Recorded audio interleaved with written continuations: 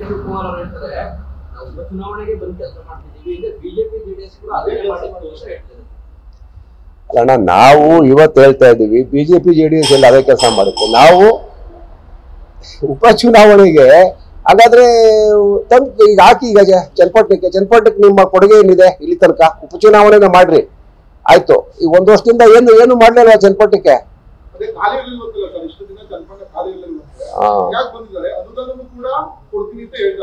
ಅಲ್ಲ ಅವ್ರು ಖಾಲಿ ಮಾಡೋದು ಖಾಲಿ ಫಿಲಪ್ ಮಾಡೋದು ಜನ ತಾನೆ, ಅವ್ರೇನ್ ಮಾಡಲ್ವಲ್ಲ.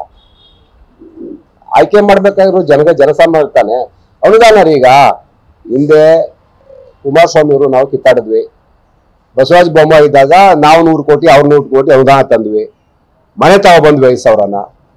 ಮನೆಯ ಗ್ರಾಮ ಪಂಚಾಯತಿಗಳು ಹಂಚಿದ್ವಿ. ಗ್ರಾಮ ಪಂಚಾಯತಿ ತಂದ್ಕೊಟ್ವಿ. ಗ್ರಾಮ ಪಂಚಾಯತಿ ಎಲ್ಲೆಲ್ಲಿ ನಿವೇಶನ ರೈತರು ಇದ್ದಾರೆ ಅವ್ರಿಗೆಲ್ಲ ಹಂಚಿದ್ರು.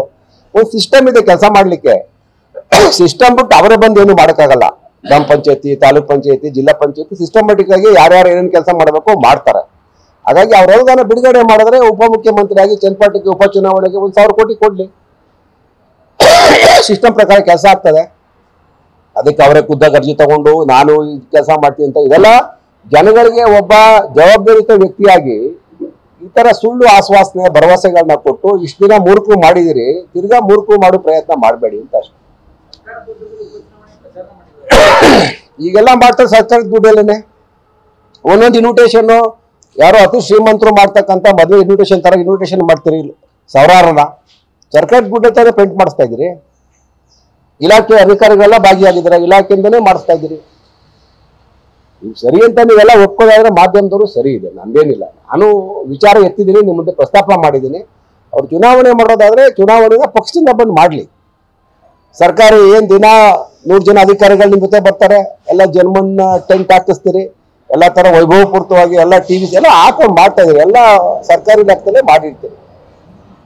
ಹೇಳ್ಬೇಕಲ್ಲ, ಇಲ್ಲ ನಾನು ಸ್ವಂತ ಮಾಡ್ತಾ ಇದ್ದೀನಿ ಅಂತೇಳಿ. ಜನಸ್ಪಂದನ ಸಭೆಗೆ ವಿರೋಧ ಇಲ್ಲ. ಜನಸ್ಪಂದನ ಸಭೆನ ಮಾಡ್ತಾ ಇರ್ತಕ್ಕಂಥ ರೀತಿ ವಿರೋಧ ಇದೆ. ಜನಸ್ಪಂದನಕ್ಕೆ ಯಾಕೆ ವಿರೋಧ? ಜನಗಳ ಸೇವೆ ಮಾಡಿ ಯಾರು ಬೇಡ ಅಂತಾರೆ? ದಿನ ಇಲ್ಲೇ ಇಟ್ಕೊಂಡು ಮಾಡಿ ಯಾರು ಬೇಡ ಅಂತಾರೆ? ಜನಗಳ ಸಮಸ್ಯೆ ಬಗೆಹರಿಸಿ. ಬರೀ ಶಿಷ್ಟಾಚಾರ ಅಲ್ರಿ, ಚುನಾವಣಾ ದೃಷ್ಟಿನಲ್ಲಿ ನೀವು ಜನಗಳನ್ನ ದಿಕ್ ತಪ್ಪಿಸ್ತಾ ಇದ್ದೀರಿ. ನೀವು ಯಾಕೆ ಇಷ್ಟು ವರ್ಷ ಜನಗಳಿಗೆ ಮನೆ ಕೊಡ್ಲಿಲ್ಲ, ನಿವೇಶನ ಕೊಡ್ಲಿಲ್ಲ? ಅವ್ರ ಮಂತ್ರಿ ಆಗಿದ್ರು, ಖಾಲಿ ಇದೆ ಅಂತ ಬರ್ಬೇಕಾ? ಒಬ್ಬ ಮಂತ್ರಿ ಅಲ್ವಾ ಅವರು?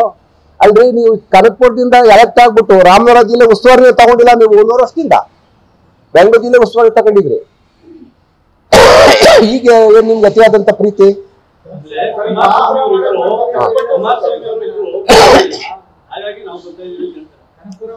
ಕುಮಾರಸ್ವಾಮಿಗೆ ಇದ್ರೆ ಭಯನ ಅವ್ರಿಗೆ? ಕುಮಾರಸ್ವಾಮಿ MLA ಇದ್ರಿ, ಅವ್ರ ಮಂತ್ರಿ ಇದ್ರಲ್ಲ, ಅವ್ರ ರಾಜ್ಯದ ಉಪಮುಖ್ಯಮಂತ್ರಿ. ನಾವು 1 ವರ್ಷದಲ್ಲೇ ಬಂದು ಕೆಲಸ ಮಾಡಬಹುದಾಯ್ತಲ್ಲ. ಚನ್ನಪಟ್ಟಣ ಋಣ ತೀರಿಸ್ಬೇಕು ಅಂತ ಹೇಳ್ತಾರೆ, ಯಾಕೆ 1 ವರ್ಷದಿಂದ ಮಾಡಿಸ್ಲಿಲ್ಲ? ಮಾಡಬಹುದಾಗಿತ್ತಲ್ಲ, ಏನೋ ಹೇಳಿದ್ರಿ.